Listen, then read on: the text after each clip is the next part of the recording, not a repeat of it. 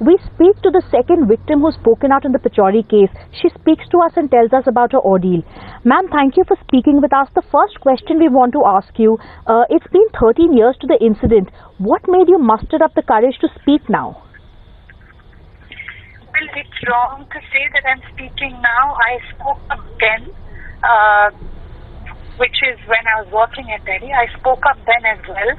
I walked up to a senior member of the management and I lodged my complaint. I gave him details of how Mr. Pachauri was behaving with me. So it's wrong to say that I'm speaking up now after 13 years. Right. I spoke up then. I also spoke up when the woman who we now call the first complainant came out last year, lodged an FIR, wanted to support and I told her that I'd like to support her case because I know Pachauri is a serial sexual sort of harasser. I saw lots of women while I was at TERI being harassed. I was only one of them.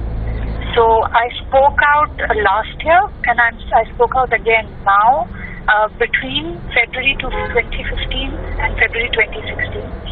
Nothing has happened. My counsel released a statement in the media. Somehow it went unnoticed.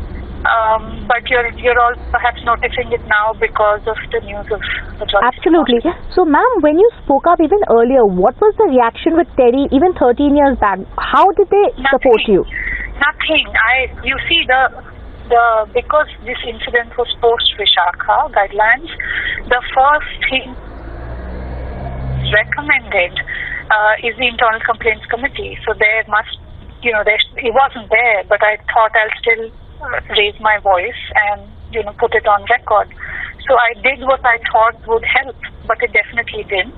The person I took my complaint to put it aside, didn't take it seriously, smiled and said I better focus on work. He's the age of my father. That I was misinterpreting his warmth. And so nothing happened. I also tried speaking to some other women, asking them if we could collectively do something.